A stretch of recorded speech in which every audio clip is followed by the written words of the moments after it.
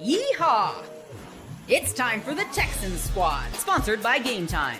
Everything Houston Texans, every week. Bringing you the big hits, game-changing plays, and all the action straight from the Lone Star State.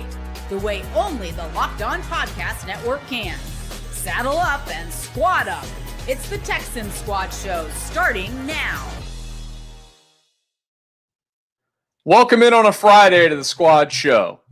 Yes, we're back again, Tuesdays and Fridays. I'm Michael Connor. John Hickman over there. Stan Norfleet below me. Iisha Morrison down in the other corner. We're with you for an hour, talking all things Houston Texans. As I say it every time because I mean it, we're creeping closer and closer to training camp. Stan, what's our count? You seem to be keeping the count more than anybody else. I moved the goalposts on y'all. How about Texans' first preseason game a month, 1 month from tomorrow? I like the sound of that. 30 days. It's coming. I cannot believe it.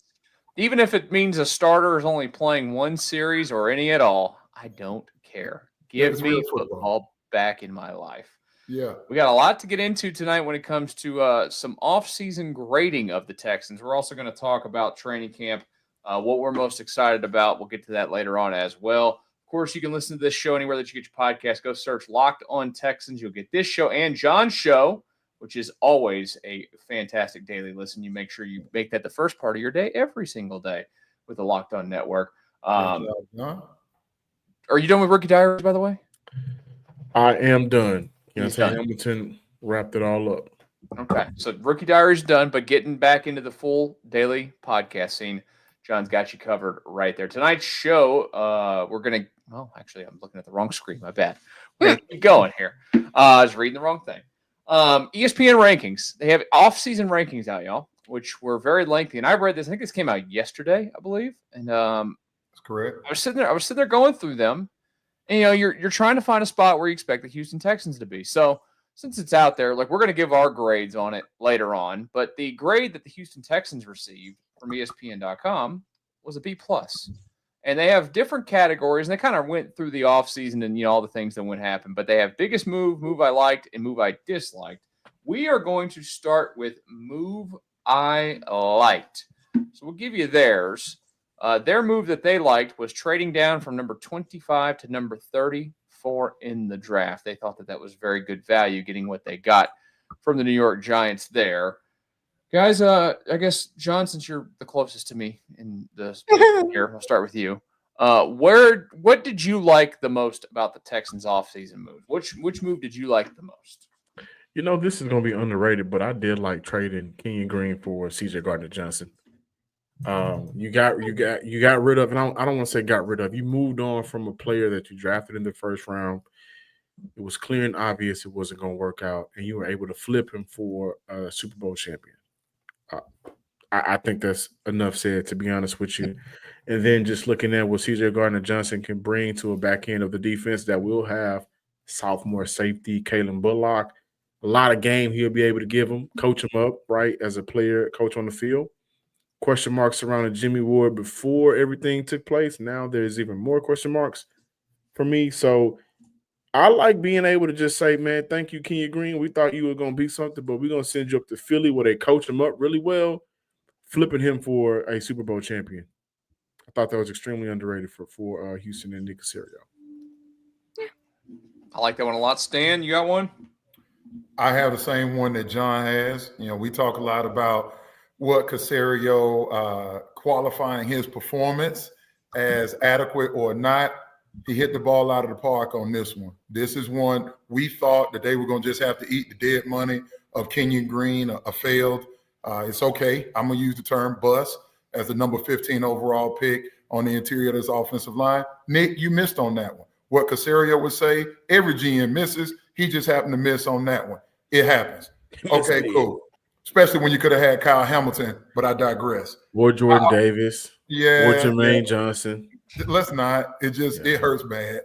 So look, CJ with all of the attributes that John has just alluded there, 5'11", 210, not a big safety, but very instinctive, very physical. And when you look at his profile of where he's played and who he's learned under, the Super Bowl in Philly, his second stint this past season, where he started in 16 games, I do believe. He's also had a stop. I believe he was there in Detroit with Dan Campbell 2 seasons ago. Messed up his pec, had to get himself together, but he's healthy, thus starting the 16 games there in Philly last year. And then going back to his days in New Orleans, what did he pick up with Sean Payton and that bunch? So the thing that jumps out the most to me is the 10 playoff games that he has started. The Texans have to get better at executing when it's one or done, when it's win or go home. And I believe CJ back there with a young guy you mentioned, Kalen Bullock, I think there's a lot that he'll be able to pick up from CJ. I love the attitude. I know he's a bit quirky, given he was a 4th-round pick out of the University of Florida, one of those SEC guys back in 2019. But again, it's not his stature. To me, it's the instincts, it's to be able to diagnose the play, and it's also the ball skills. 6 interceptions, 2 of his last 3 seasons. This past season, tied for 3rd in the league. So I think him and Bullock back there, along with that pass rush, Texans going to be taking the ball away a lot this year. Best move I like, CJ. Iisha?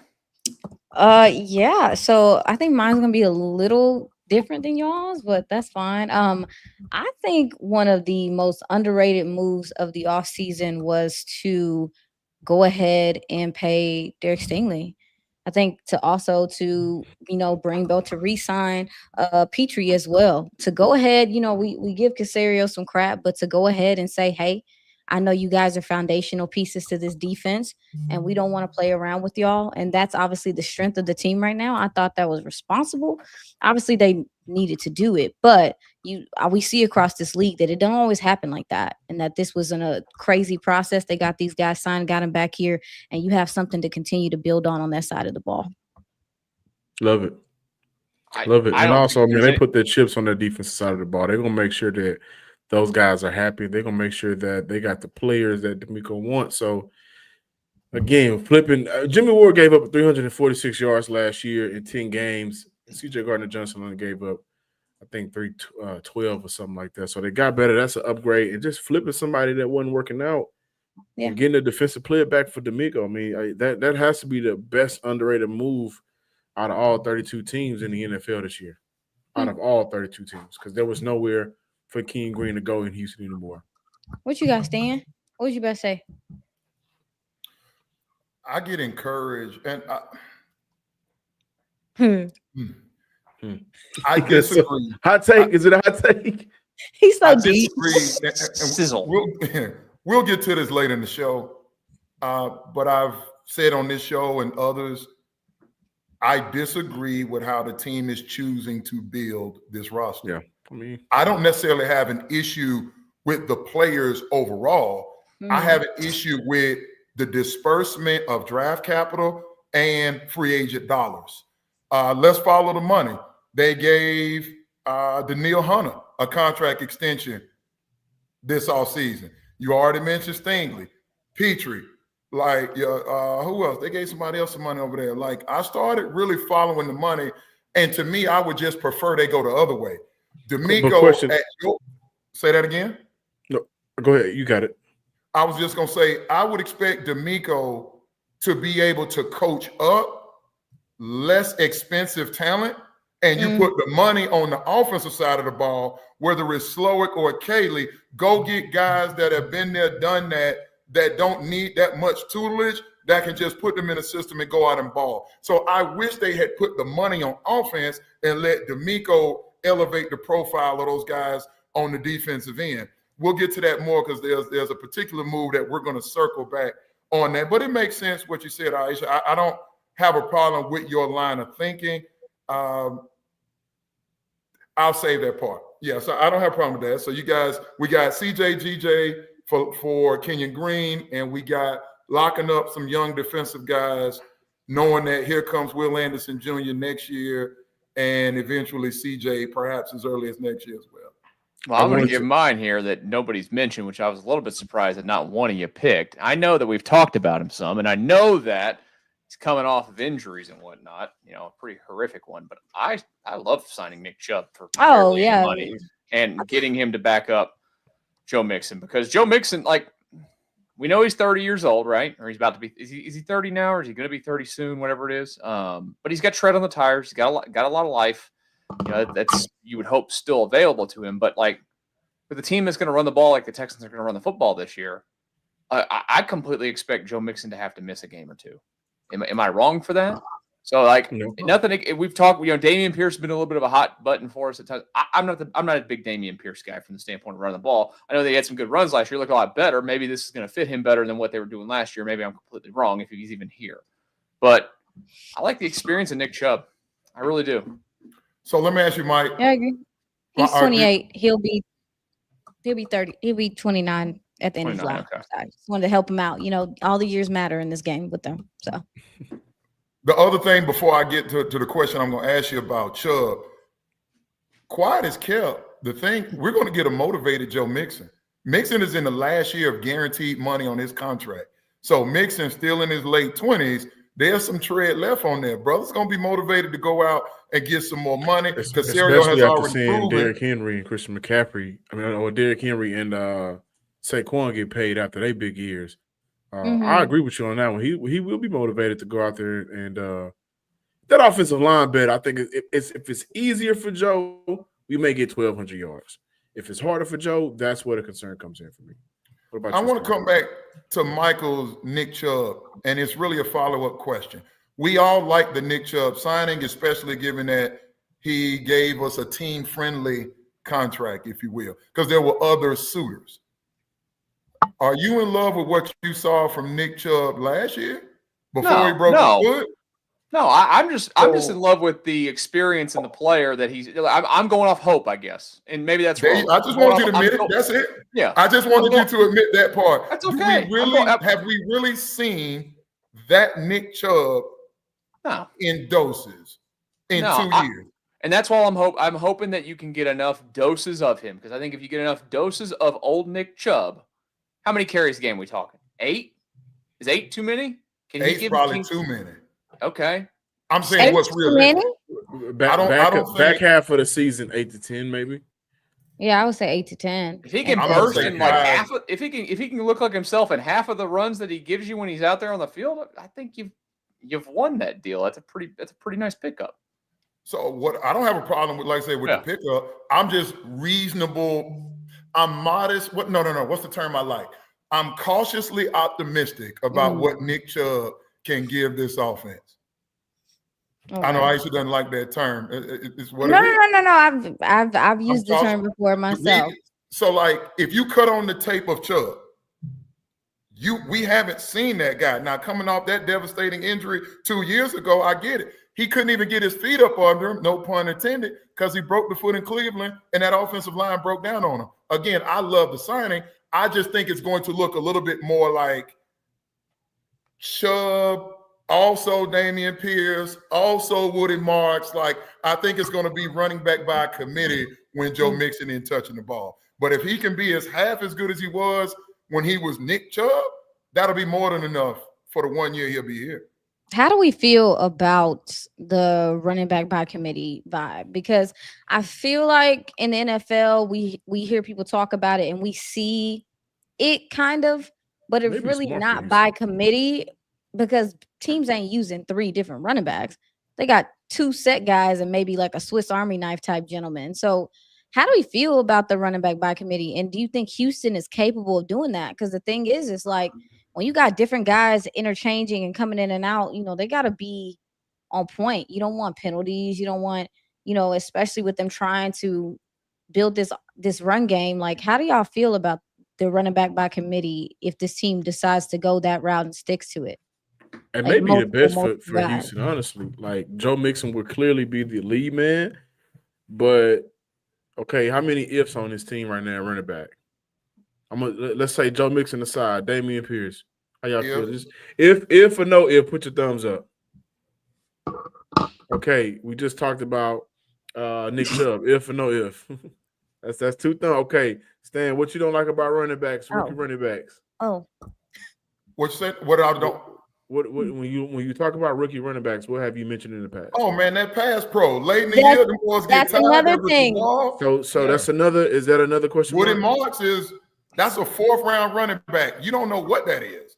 That's another Exactly. question. That's what I'm saying. This running back by committee thing is like, it sounds good. But it But works. It works in San Francisco. It works when the Rams were doing it in Sean McVay's system. It works in Miami with Mike McDaniels. We've seen it work. It'll work. No, we've seen it work. I think for Houston, it needs to work because Joe Mixon is getting up in age. They're gonna need each other to kind of take pressure off one another because it isn't a young backfield. It isn't an explosive backfield. It isn't like Detroit. So Houston, like, they're gonna need each other to kind of balance each other out. And that's why I think when you look at the moves you like, mentioning Nick Chubb, everybody's gonna like that or hate that depending on whether or not he stays on the field. Go ahead, Iisha. Do we want it to be? You hit your button again. You're muted. Barnacles. So do we want it to be 2 set guys? Or is it like, are we playing the matchup game? I just want what works. And that's what that may be the matchup game. And that's what I'm saying. That's what I think we want. But coaches often turns into a 2-back set because of the trust and the experience and all that stuff you're talking about and the checks and all that stuff.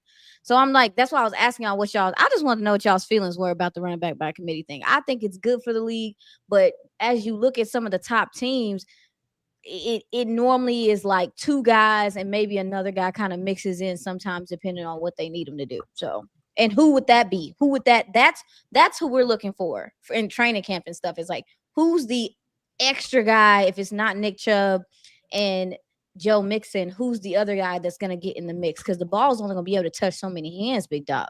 Well, that's what I'm saying. Like, I have not written off Dameon Pierce. I haven't either.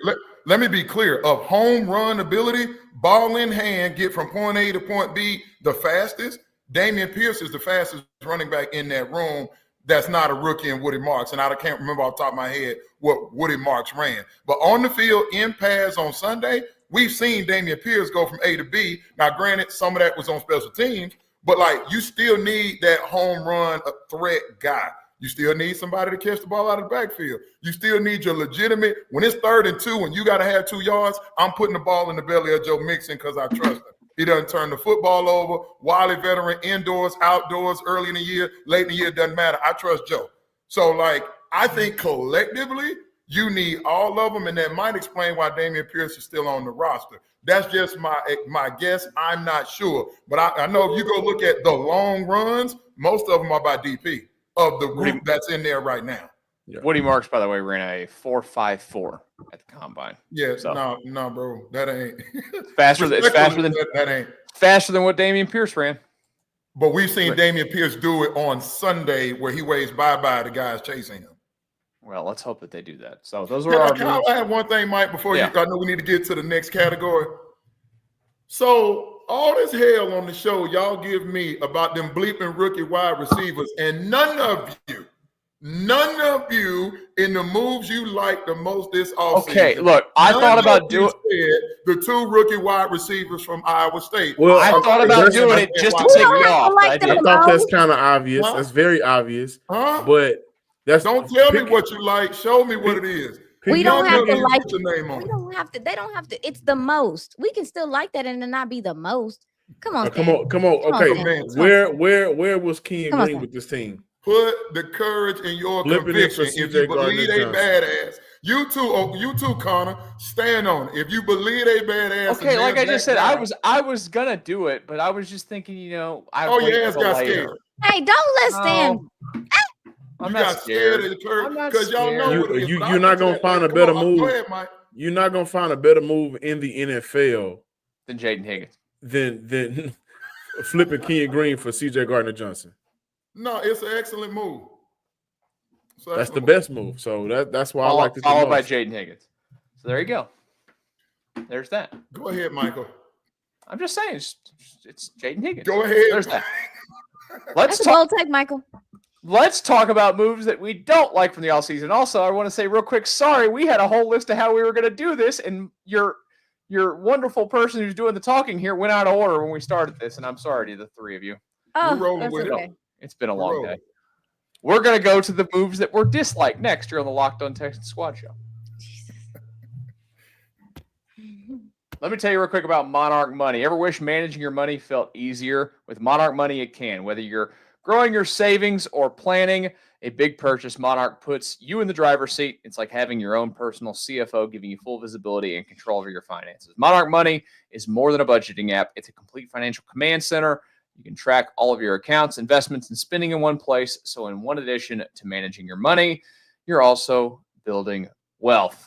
One of the coolest things about it is your ability to sit down, look at shared accounts with your partner. I told you guys before, my wife, we sit down, look at those shared accounts, get everything together. It is a wonderful tool for getting the finances in order. Take control of your finances with Monarch Money. Use code LOCKEDONNFL at monarchmoney.com for 50% off your first year. That's monarchmoney.com. Code LOCKEDONNFL for half off your first year. All right, it's the Locked On Texans Squad show, where we have all agreed after the first segment that the Jaden Higgins move was the best move the Texans made in the offseason. So let's just go ahead and roll into the moves that we dislike. It's definitely not going to be Jaden Higgins being the first pick in the draft. I can guarantee you that. Why not? So You're ESPN. angry, Stan, that's why. We are citing ESPN.com's article where they graded the offseasons. They gave the Texans a B+ for their offseason. We'll give our grades in a little bit. But the move that they disliked was Ed Ingram being added to this team. All right, Stan, what move did you not like? It was a toss-up for me between the aforementioned wide receivers from a particular Big 12 program and the offensive line, but a different position than what Seth Walder of ESPN.com says. The more I've thought about this, the more I dislike moving on and trading Laremy Tunsil. I understand that he led the league in penalties with 19. I understand the untimely penalties, the back-to-back false starts. I understand the playoff game versus the Ravens 2 years ago, where you don't need your veterans, the ones that are getting penalties. I understand. I understand the frustrating that he's a vet, and he don't practice unless he got to. But at the end of the day, I don't think we fully grasp.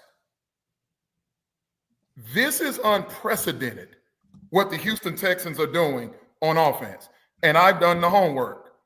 In the history, the modern history of the NFL, post-merger, we've never seen defensive-minded head coach, first-time offensive play caller, 4/5 of the offensive line being new, really the entire line, given Titus is in a new position. New offensive line coach, meaning first-time offensive line coach. 2 of your top 4 wide receivers are rookies in the second and third round, respectively. While you got a rookie at quarterback that has played on C.J. Stroud's level. The more I think about this, and as frustrating as LT can be, and I got the numbers here. Pro Football Focus, pass blocking grade for Laremy Tunsil, 88.6, run block grade down to 73.6, allowed just 2 sacks last year. As maddening as he is, I'm starting, and I get it. Some people are going to say, well, Stan, he was going to want a new contract. I would have done that next year. I'd have told Laremy, we know you like your money. We paid you twice. You're going to bring your butt in camp. You're going to practice when it's time to go out there in the regular season. We're still going to take an offensive lineman in the first or second round. In this case, it's Ariante Ursary. He can learn from one of the best to do it. Lastly, I don't think we fully understand. Laremy Tunsil is one of the top 5 left tackles in pro football, and he's been that for the last 5 or 6 years, having been a Pro Bowler in 5 of the last 6 years. Now, he's never been All-Pro, which is why he's one of the top 5 at the position. I think we're going to regret at spots missing Laremy Tunsil down the line this season. Man. John? Man, no, I just, moving on from Laremy Tunsil without bringing in a Laremy Tunsil player, that's it's a huge cause for concern. But for me, it's not tackle. For me, it's guard. But Stan, you're playing to pay Laremy Tunsil, show up and do what you need to do and be the ultimate leader. No. I didn't say that. I said be ready to go week 1. We know he's not going to do all that other stuff. But you mentioned practice when you need for you to practice. No, I'm saying that's what he is. That's his profile. Okay. He's going to practice when he want to practice. In other words, I'm willing to let Laramie. Okay. I Laramie misunderstood. For one more year because I'm trying to get to the Super Bowl before I got to pay CJ. Does that 1 year, do you get the same return back after 1 more year? Same return, meaning what they got for Laramie Tunsil 1 more year later? Yeah. Something comparable. Okay. No, for me, I have no idea. We won't know because we won't know. Right. Here's what I'll ask you. For me, it's guard. If you got a lesser package, but Laramie Tunsil at that left tackle spot is keeping George Karlaftis from knocking C.J. Stroud out of bounds and sacking him 8 times, is that worth it? Is keeping Laramie Tunsil another year worth playing in the AFC Championship game or no? It is. But what Houston moved on from them. They had Titus Howard here. They had Blake Fisher here. Apparently the plan was always to draft another tackle, so they were going to bring in another young tackle. Still could have done that with Laramie on the roster. I was disappointed with Houston not shoring up their guard spot. Specifically, whatever opposite of guard that you were going to have Titus Howard move to. Shaq Mason was bad last year. Awful. The question marks around Juice Scruggs was so high and loud that we got David Andrews starting at center. Okay, so that throws off a little bit of your interior line chemistry. Jake Andrews. Jake Andrews. And so now you got, what's Jared Patterson gonna do? Okay, who's gonna fill in for the opposite side of guard? They brought in Ed Ingram, Lincoln Tomlinson. Those guys have never been eye-popping guys. So tackle for Houston for a large part of last year, it wasn't a real problem for that offensive line. Titus and Laramie were good enough. All of the issues came from the inside, and they didn't bring in a body that's noteworthy. So you didn't bring in a body that's name-worthy, and somebody that we know for sure can move a body out the way, and you moved on from Laramie Tunsil. For me, not replacing that talent at guard is a little bit more – it could backfire on Houston more than not bringing in another tackle like a Laramie Tunsil. Iisha, did you have a move you didn't like? Well, I was gonna agree. The guard spot is what is concerning to me, and even going back and looking at something of Ed Ingram's games last year. I mean, his feet just look so slow, y'all. And I don't know. I understand kind of the fact that they were able to just get him for a 6th rounder, maybe for depth purposes, but if this guy has to play, I don't like it at all. And so back to what John was talking about with the guard position, I felt like you didn't nourish there enough. Stan, I'm surprised that you didn't say that you didn't like that they double dipped at receiver the way they did. That was number 2. I said it was close. It was between Tunsil and the receiver. I don't mind double dipping. It's who they got versus who else was out there, both in free agency and the draft. It was my number. It was like my 1A. It was hard to decipher between those two. But at the end of the day, you guys are reading stuff and looking at social media posts and listening to radio in the city and all of that. There are fans and people that cover the team saying stuff like the following. If the offensive line, which Pro Football Focus anticipates will be the worst in pro football, if they can just play average, then everything will be okay. The hell are we talking about? You have never in your lives, respectfully, heard a Super Bowl caliber team say if we could just be average in an area as critical as the offensive line, then we're going to make a Super Bowl run. It is. I don't know if the 2000 Baltimore Ravens said that, but at quarterback, I'm sure the conversation was just do enough to our defense. You mean when they had a first rounder and Joe Flacco at quarterback? You mean that? No.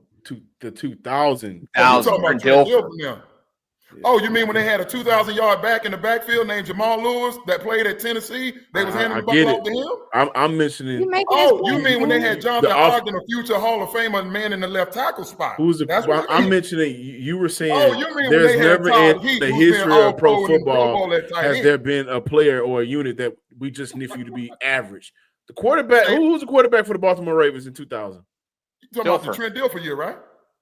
So I'm just saying, there's been times in the NFL where You're just missing my be point. decent. I just have to throw it out there. No. What you're saying is, has there ever been anybody average that has had success?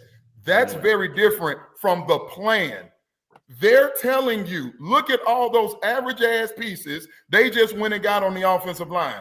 They're telling you they want to convince this fan base that it's 5 fingers in the glove, and you can take a talent like Laremy Tunsil off. I don't give a damn that he doesn't show up in the run game as well as he does in the pass game. Laremy Tunsil is arguably the best offensive lineman in the history of this franchise. They don't grow on trees. He is as good as Dwayne Brown was. Dwayne Brown's a better player. He is as good as Dwayne Brown. If you are a leader in the league in penalties, you are not as great as a guy that was not a league leader in the penalties constantly. Well, I guess so. My question to Stan was in regard to Tunsil and kind of what you were saying about, it don't matter. Put it in his paperwork, whatever. Try to figure out some way to hold him accountable for one more year. You're trying to make a Super Bowl run, trying to make a Super Bowl push, whatever. But I'm asking you as a former scout, where is the line drawn? Where is there? Because we see in this league all the time that talent will take you places that it won't take other people. People are willing to accept and be okay with other things.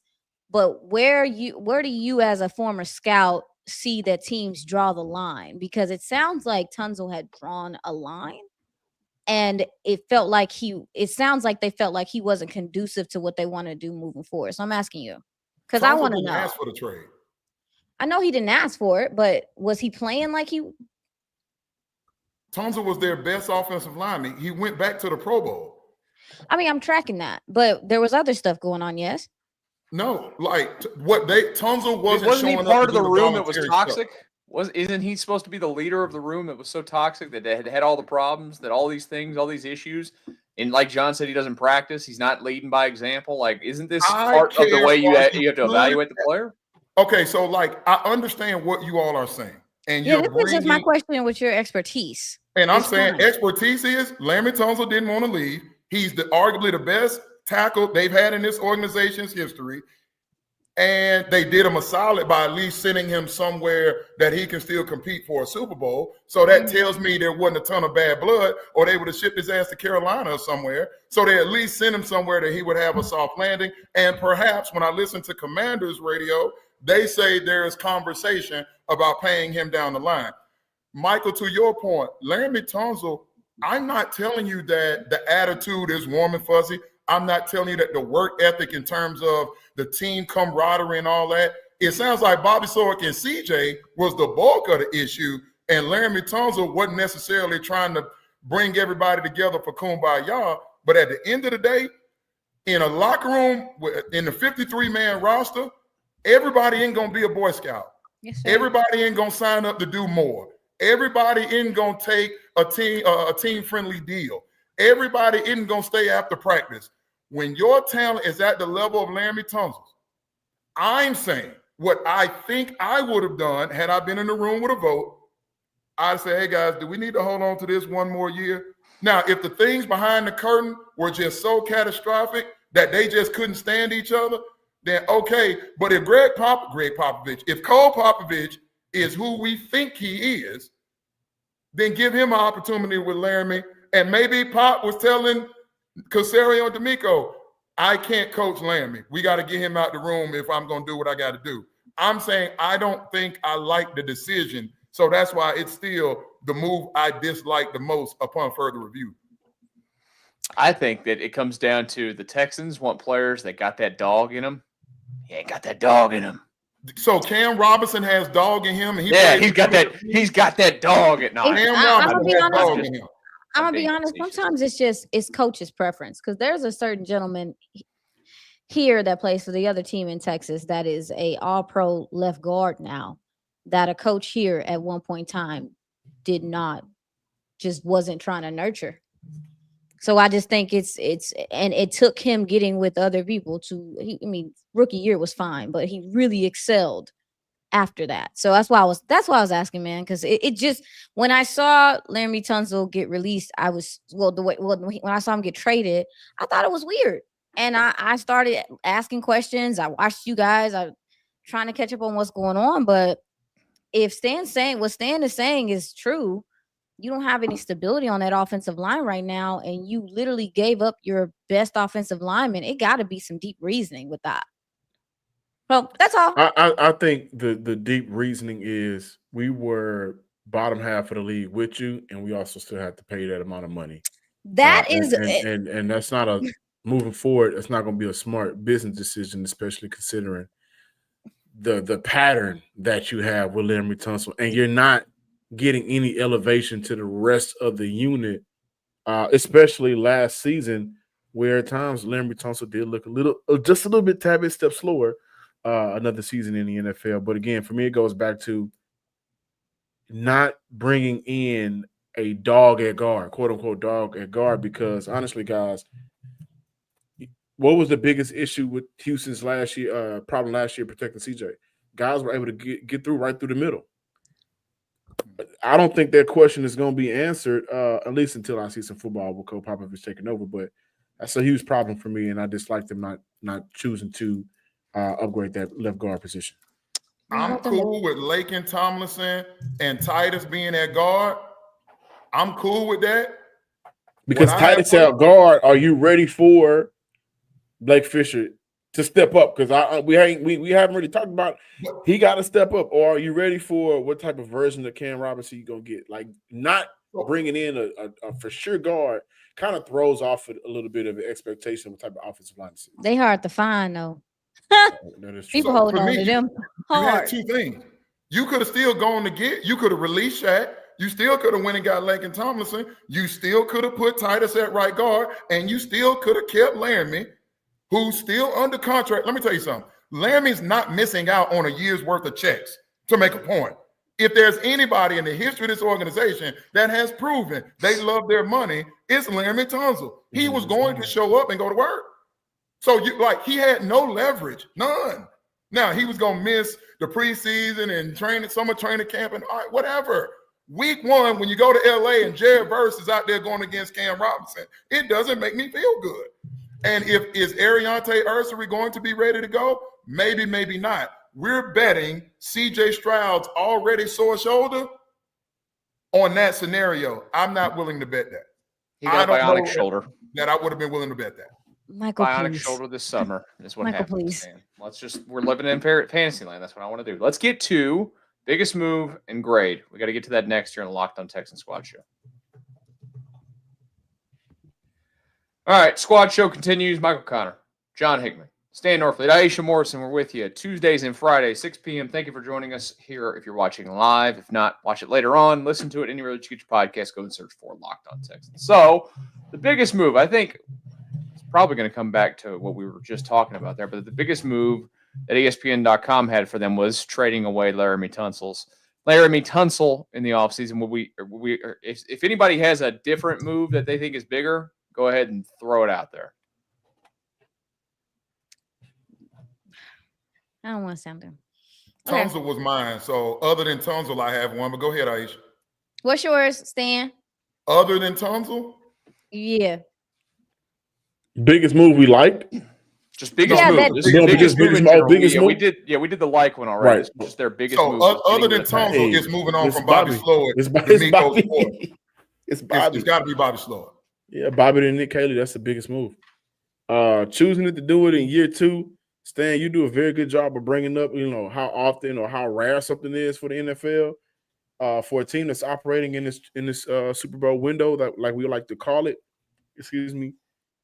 Bobby and Nick Caley, that's one of those moves where you better hope it pans out, because they got to take over a whole new offense with a lot of newness, and you open up against LA, then you go to Tampa Bay. They will be without Tristan Wirfs, but you got some dogs to open up this season. And how quickly would the offense come along together to gel how Houston needs for them to mesh and gel? So I think that is the biggest move. Do we all think that, even though it's a big move and it went to a guy that they, doesn't have a track record as an offensive coordinator, would it change? Would it have changed at all your thought process on it if they went to a more experienced guy that was out there? Absolutely. Yeah. Okay. Absolutely. If that's, I'm making up somebody. If that's John Gruden or Doug Peterson or Jason Garrett pulling him out of NBC, which would have been hard to do, given the money he's I would being have paid. vomited if they did that. So, like, you got to be careful. Are you telling me that that Jason Garrett doesn't know more about offensive football? Dude, he went to the Giants after, and they were. I don't know. Nothing he did as a Cowboys coach impressed me either. So, like, I'd be good on that one. We're talking about calling plays, huh? Yeah. Jason Garrett's philosophy in the way that he plays football is a little. It's not innovative enough for what this NFL calls for, I think, but it can work because we are seeing kind of a switch to old school football, but you have to be innovative. You got to have today's NFL is about running the football, condensed formations, 4x1s. You're going for it more on fourth down than they have in the last decade. Like, it's cyclical. Yeah. All of this stuff that's going on is cyclical. Like, football ain't that hard. You only got so many routes on the route tree. You only got so many coverages. Everybody's running quarters coverage or running cover 6 and stuff like that. It's all derivatives of cover 2. That's all it is. Once you understand how the field is diced up, we're all running the same thing. You're just calling it different things. And you're running it with different variations given on the talent that's on your roster. So the answer to your question, I didn't mean to get off on a tangent, is yes, I would have felt better if DeMeco Ryans would have gone to get a more seasoned play caller that still have some elements. You got Bill Lazor. You got Gerard Johnson on the staff, John Hickman. You have other younger guys that still have that relatability and that rapport with today's player. But at the end of the day, look who's hoisting Lombardis. It's dudes that have been around a while. Belichick, you start talking about Andy Reid and Doug Peterson the year he was in Philly, guys of that ilk. Bruce Arians, before he tapped out, it's old dudes hoisting the trophy outside of Sean McVay, who's an offensive play caller. I think this is going to be the biggest move that we talk about all season. Because Nick Haley, and I think what we're going to continue to attach to it, especially if it doesn't pan out, and I'm not hoping for that, but Nick Caserio going to get his boys instead of going for the experience. Which is very common.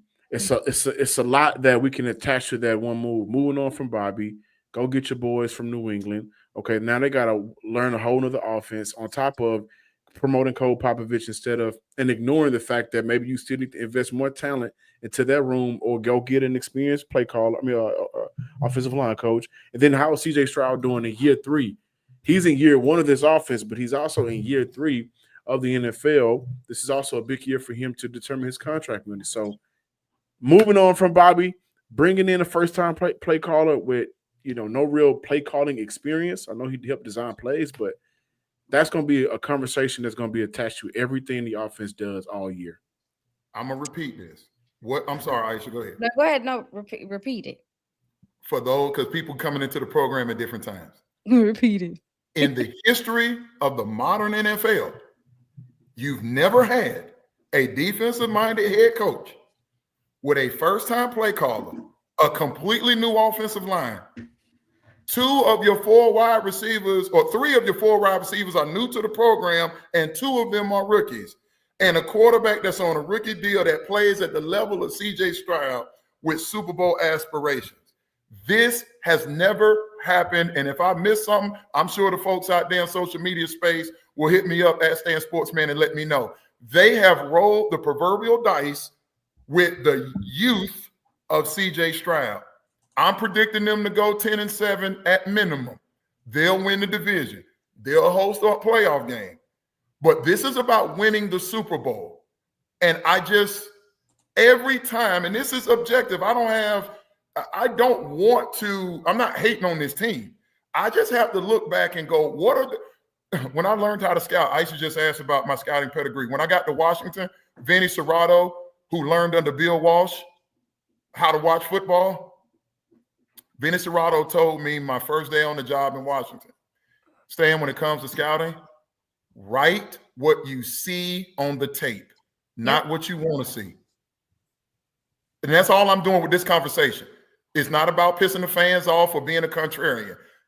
Show me somebody else that has won a Super Bowl that has done what the Texans are doing philosophically right now. It's risky. Somebody's got to be a trendsetter. He's sick. I'm telling you, he's sick, guys. He needs a nap. New OC, new offensive line coach. I can't think of nobody. Can I say a guy who I think I'm not gonna say was the biggest move, but I think at the end of the year, Michael, we're gonna be sitting here like, dog, if they didn't sign him, it would have been a problem. I think that's EJ Speed. I feel like EJ Speed is going to be very important to what you want to do with your linebacker core. And as you get through the season, I think he is a guy that can hold it together, but he brings the temperament that you want to continuously have in your linebacker room, just kind of crazy. I think EJ Speed is going to be important to what you want to do. I think we're going to be looking up like mid-season, like, oh crap, glad we got him here. So what if Stephon Ball's out in New They England? were able to sign him on a 1-year deal. I was me like, too, oh, because that wasn't surprising. I said, whoa. it wasn't surprising to you. None. What if That Stephon didn't Ball's surprise out? you that they got EJ Speed?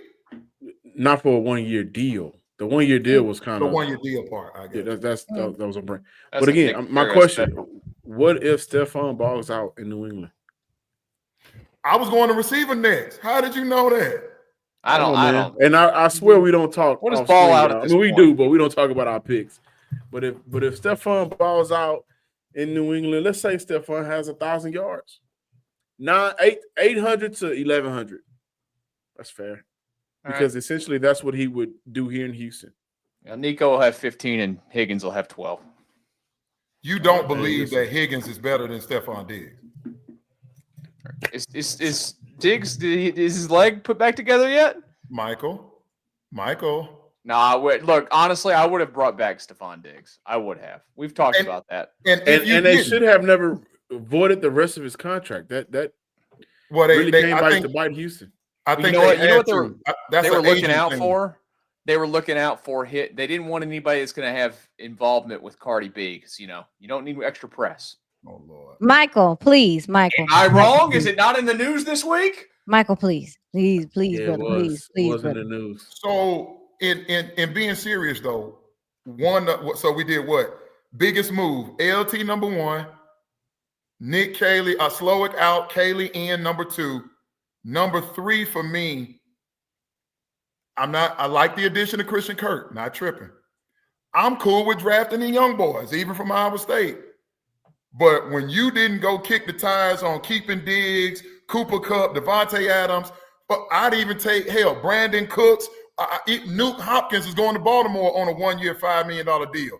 Like, give me somebody else in there that I know when the live bullets start flying, they are comfortable and proven. I said it on another show. Amari Cooper is still out there. Give me somebody else as a pass catcher that will make me feel better than the 4 receivers they got right now going into week 1. Why do you think that is? You think he just don't want to go? You think he just don't want to go through the, extracurriculars? But why do you think Amari Cooper? Oh, why do you think Amari Cooper, someone of his talent level, which he did not play well, like he did not play well last year, not as efficient, obviously, but yeah, this is a guy that can still play. For sure. He destroyed the Texans 2 years ago in the regular season game. Yeah, what do you think the issue there is? I want to believe Amari Cooper has offers for employment. He's just choosing not to come to OTAs and mini camp, and he might miss a little bit of training camp. So we'll see him sign somewhere, in the next 2-3 weeks. He just don't want to come to camp right now. That's what I figured, but I still wanted to know if y'all had heard anything that I didn't know or anything. I hadn't heard anything specifically on him, but I'm just saying, like, there were other receivers that went places. And so and this is the dynamic, and I opened the show with this. The dynamic is all that money you choose to put on defense. So I'm going to bring up a name, and this is just facts. This is where I'm at in this thing. I'd rather have Devontae Adams on a 2-year, whatever he's got, 2 years, $40 million, a 3-year, $40 million deal, whatever it is. I'd rather have Devontae Adams than Jalen Petrie re-sign. If you ask me what I would rather do with the money, I'd rather put the money at receiver. Hard pass for me. Why though? Whoa. Now this is where analytics get into things. I'm not down with getting rid of a young, good player for an older player who might be slowing down. That's just me. I'm good there. So, are you talking about Petrie? Is Petrie a safety or is he a nickel? No, because that changes his value. All I'm saying is you had to re-sign. You had to re-sign to give an extension to Derek Stingley Jr. Okay, fine. I'm going cool. with Devontae on that one. You had to give Daniil Hunter some money. He was underpaid. You got to have somebody opposite Will. Okay, fine. Azeez is making real money. Got it. Who else is really making money over there on defense? That's really it. So if you ask me, Stan, where are some additional dollars that you could subtract from the defense and attribute to the offense? With Petrie coming off of a peck in his own right for this year, I would have said, Petrie, hey, look, bro, we revere you. I want to sign you. But these dollars, I got to make sure CJ has as many weapons as he can, because you'll get paid money, whether it's by us or somebody else, when you're hosting up a Lombardi, and that's what we're trying to get to. Devontae Adams, Cooper Kupp bring us closer to a Lombardi than giving you a new extension. That's just modern football, period. And I don't know why they didn't do something like that, especially given Christian Kirk's injury history. I don't understand it. You don't think the offense is enough? You don't sound like you feel like the offense has enough. I don't.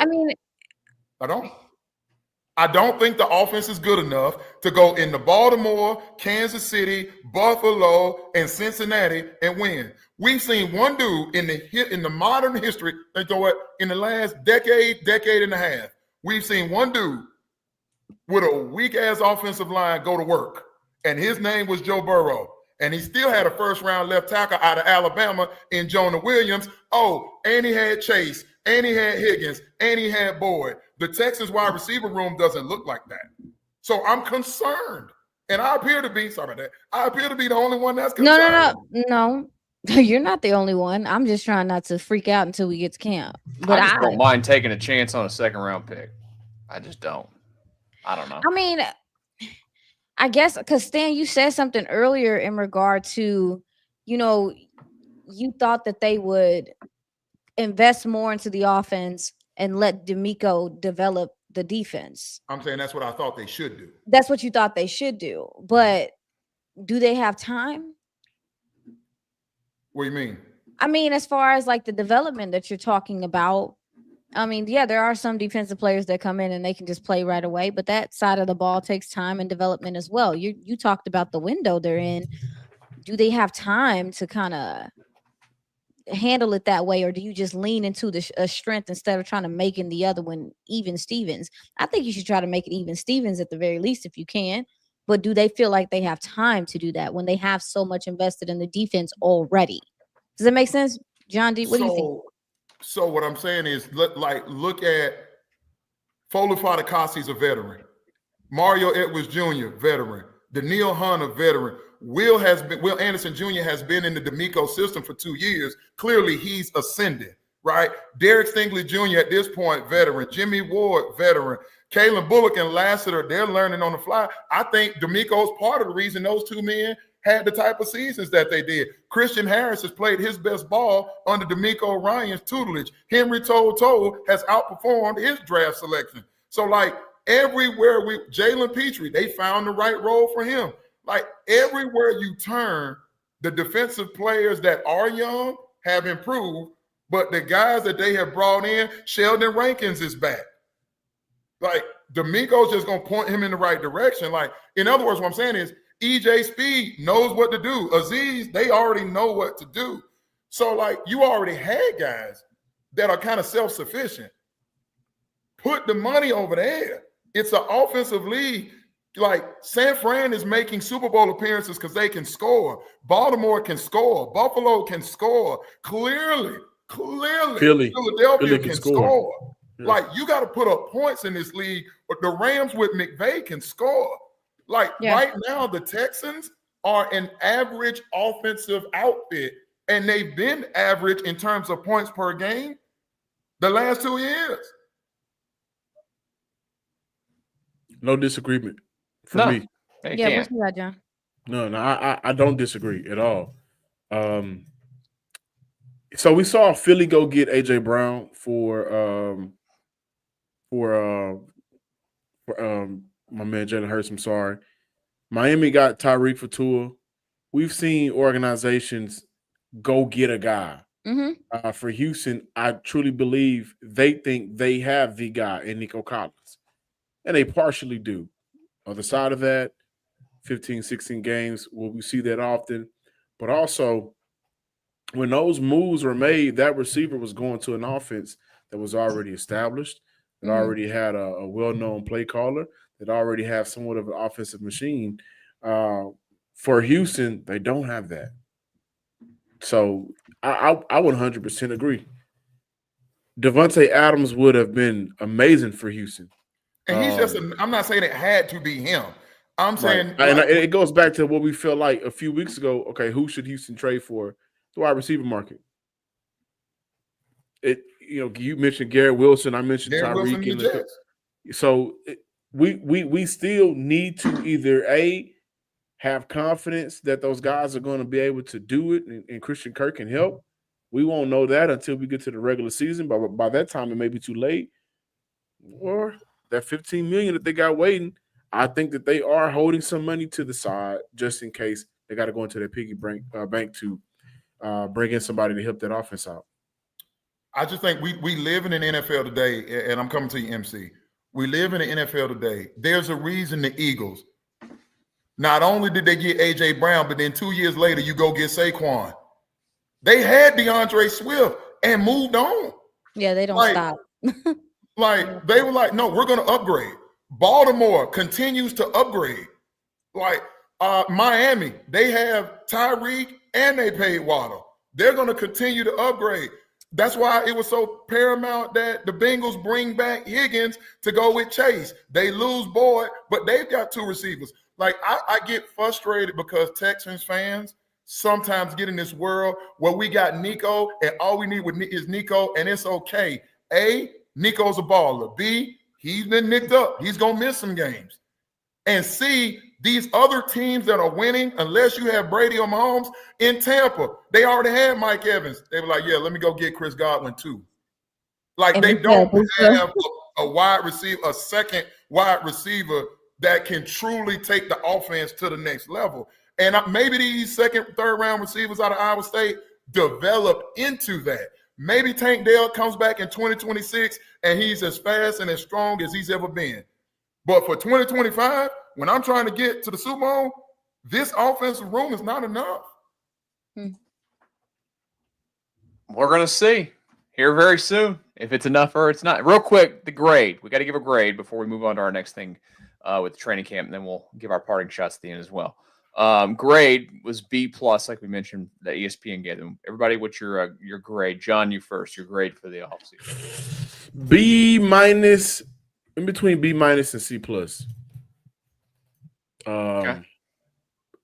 I like the Cole Popovich move. I like the Nick Caley move.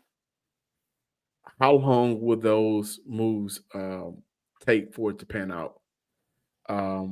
So when we did the first 4 to 5 games of the year, we looked at their schedule, and there were some games we could very well say Houston could be 2-3 going into the bye week.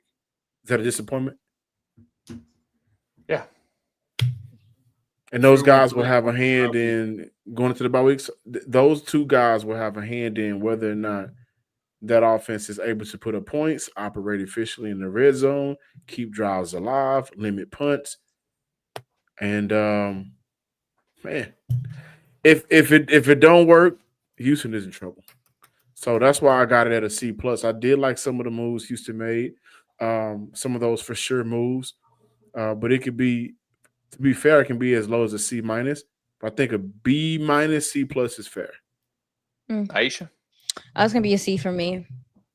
I don't like how I think I haven't talked about it as much as Stan has, but I've seen teams neglect the offensive line, and it never really works out well. And I also, too, and this is just me. This is me personally. I don't, whatever, however you guys feel, but I don't like you starting a new offense and now you're like, oh, I want to give the quarterback control, especially based off of like, I think that is something you gradually do with a quarterback, but it's too much of an emphasis on it right now, especially with all of the stuff that's like not foundationally settled underneath him. I'm not a fan of that right now. So it's going to be a C for me. I don't feel like there was a sense of urgency the way that you should have.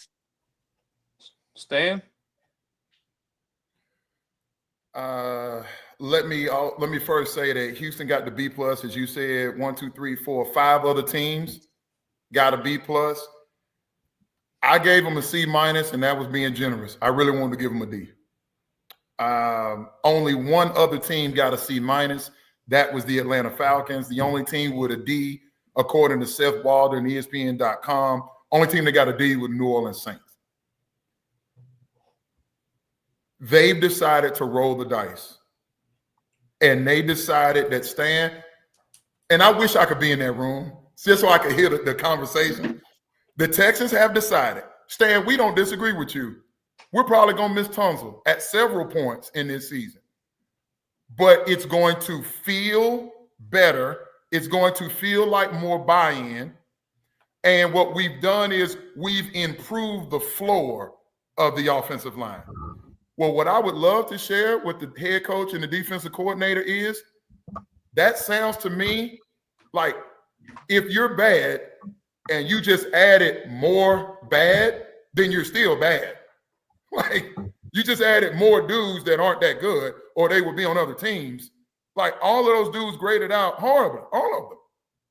Trent Brown, Cam Brown, all of those guys. Ed Ingram, they're all bad. Yeah.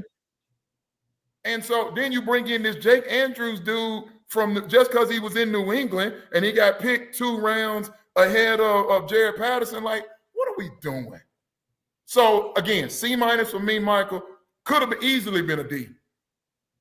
And don't get me started on the wide receivers. Like, well, you know where I'm going. I'm going B because Jaden Higgins. Sorry, Stan. Let's talk about training camp. We're going to do that next here on the Locked On Texans Squad show. All right, you got us for a few more minutes on the Texans Squad show. We're going to give our parting shots as we finish, but we will start before then with what is the number one thing you are most excited about going into training camp? Iisha, what are you looking forward to the most? The joint practices. I think they give you probably the most information you can get from your team prior to a preseason or actual season. Because those guys, after a while, after they've been practicing against each other for about 2 weeks, they picking up tendencies and all that stuff. So it's never as competitive as I want it to be. But I want to see how this team, specifically this offensive line, as we talked about, how they work against another couple of defenses and how they navigate those things. So to me, the joint practices. John? Personnel usage, which one favors the offense the most? I really want to see how they utilize those tight ends to help out this underwhelming offensive line unit. And so I want to see if it's 12, if it's 22. I want to just see how they are able to establish the run and get that protection. So that personnel usage, and also the guys at the bottom of the wide receiver room, how do they fight for some spots? I think those first 2 preseason games are going to be extremely important for guys like John Mechie, Xavier Hutchinson, and also veterans Braxton Berrios and Justin Watson. So yes, that's what I'm looking forward to. Stan? Mindset.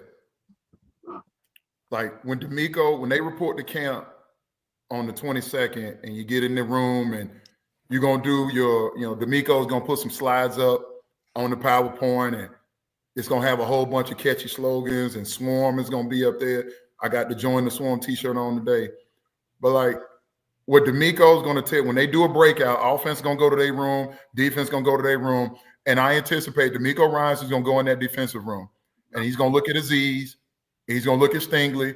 He's going to look at Will Anderson Jr. and Daniil, and he's going to say, I have bet this season on y'all being absolutely dominant.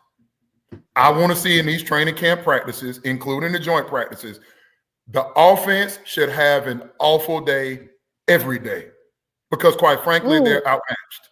This defense should be absolutely dominant. The offense had terrible days in 2024, and that was an early indication of the problems of 2024.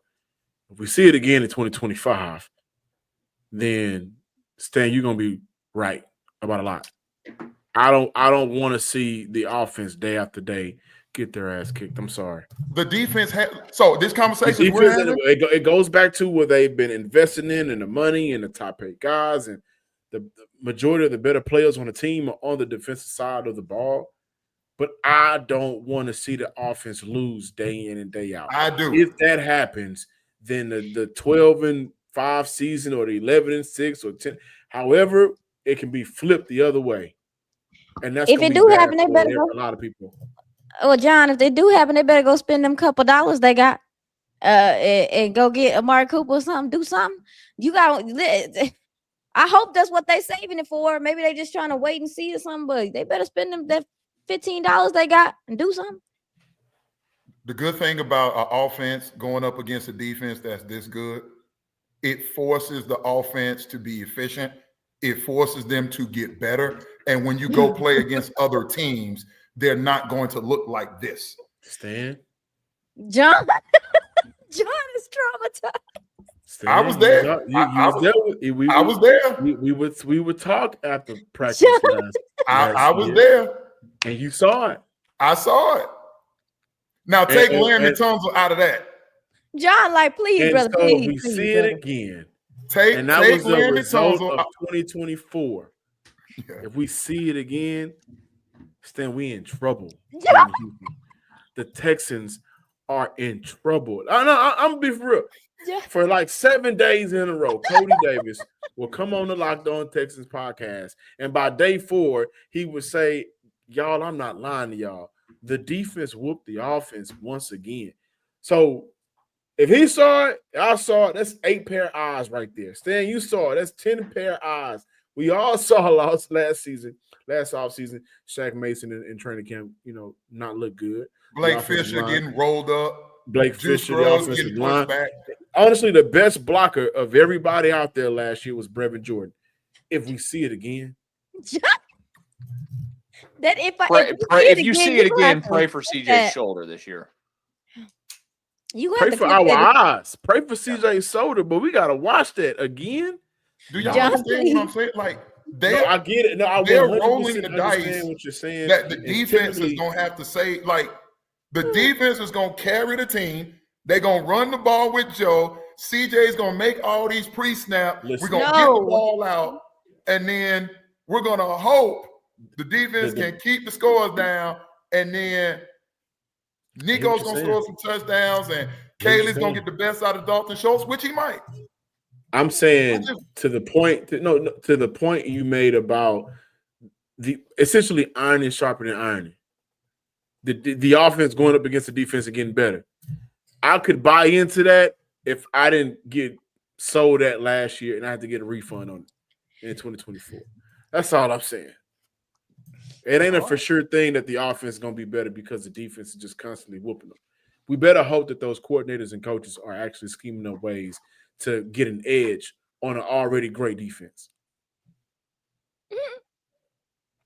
Guess what? You're going to have to go out to training camp, and you're going to have to watch, and then you're going to have to come back and report to us. All of you are. Yeah, that's what it's going to take. You got to clip that, bro. So I'm not trying to see no more days, and it's going to be hot too. I don't want to be in that heat watching that offense get there. Nobody wants to be in that heat. And that's why in Nick Caley we trust. That's why. When the Minnesota game happened, what was that, John? That was week 2, Minnesota last year. Was that week 2 or week 3? Week 2 or 3. It was week 3. It was week 3. They started off against when that Minnesota game happened. Chicago. I was like, why are y'all surprised? Like, look, like, they've been getting crushed all week.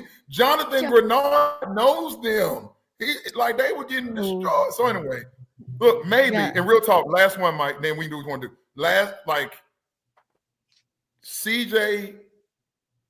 CJ can gain himself a lot of respect, like Joe Burrow did in that year that he took that group and he made the group work because Joe was excellent.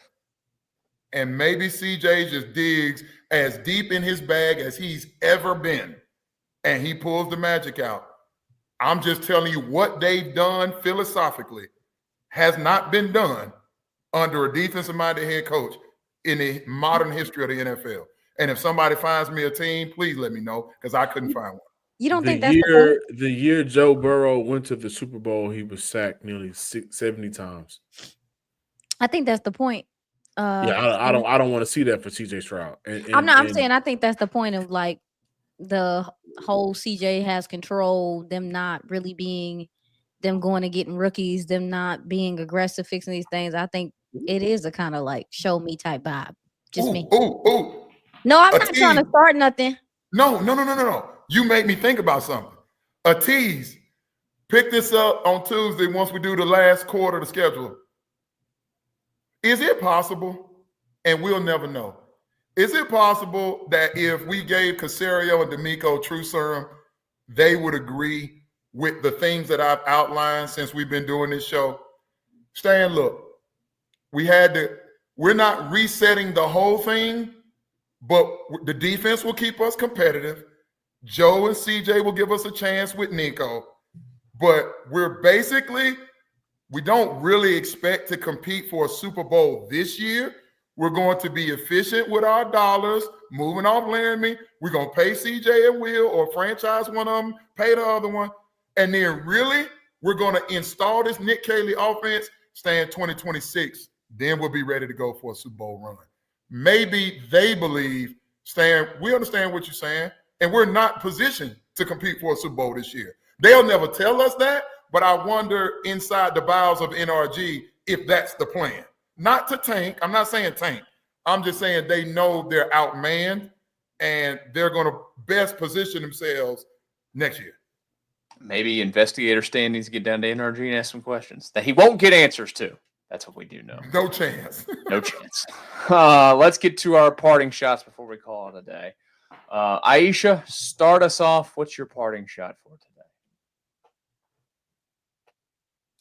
I think you hit your button again. My There's parting a parting shot hit the is button. based off of everything that we talked about today. If they don't go grab a receiver, one of these guys got to step up, man. It got to be one of them because this is something that that's why Washington now has Debo, because middle of the season, Jaden Daniels and him are just having a great time. Terry McLaurin are just having a great time, but people start realizing, hey, bro, man, ain't nobody outside of you really threatening Terry. So it was difficult for them to get him the ball. So I think that is in turn why they brought in a Debo Samuels this offseason. One of these guys, whether it is Mechie, whether it is who's the other gentleman, Justin Watson, Mario Hutchins, one of these guys we're going to be looking for to show some pop and some flashes. And I think from the wide receiver cornerback position, you get a little bit more information during training camp than you will in the trenches since they can't be as physical. I want to see one of these guys step up. So if people do decide to focus their attention on Nico, you got somebody else out there threatening at the very least. So that's for me. I'm really curious of who's going to be the guy that makes their presence known. And again, we know the rookies is going to be there and stuff, but you need a veteran to kind of steer that ship. So that's what I'm looking for. That's my parting shot. Stan? What we have not, one of the areas, and we hinted at it at this show, CJ Stroud's playing this year for a lot of money. Now, he knows he's going to get paid. He just doesn't know how much. CJ Stroud, according to some people call it Spotrac, other people refer to it as Spot Rack, whatever you call it, they have been consistent over the years. They anticipate CJ will sign an extension outside of the fifth-year option that the Texans will exercise. So basically, it'll be a 4-year extension, $211 million. That's $52.8 million per on average. I think that would be giving the Texans a discount. You got now the comps that they use to come up with that figure, Trevor Lawrence, Brock Purdy, Justin Herbert, and Jordan Love were all at that 24, 25-year-old mark when they signed those deals. CJ will turn 24 during the season. Now, I would say if I was CJ, who's represented by David Morgetta, who we all know when it got Deshaun Watson, the most guaranteed money in the history of the league. And they kicked off collusion. CJ can say, I'm better than Trevor. I'm better than Brock Purdy. I've beaten Trevor. I might beat Purdy this year. I've already beaten Herbert in a playoff game. Now, I did lose to Jordan Love. Happens. But I've also beaten Joe Burrow, and I've beaten Josh Allen. CJ's representation can say, hey, man, look where the franchise was when I came in the door, and look at where we are now, where people expect us to be in the postseason, not just be in the postseason, but at least win one game. I think that 52.8 average that Spotrac is saying is going to be more like 55, 57, maybe even 65, exceeding Dak Prescott's $60 million. Point being, there's a lot of new over there. CJ, he's got money. He got some $40 million guaranteed, being the number 2 overall pick. But this money right here, this is different money. I think CJ's going to go ball this year within reason. John? I want to see CJ Stroud throw 30 touchdowns. That's just simple, man. And it's kind of funny, Stan, you mentioned the contracts conversations that's going to start getting hot soon, if not already heating up.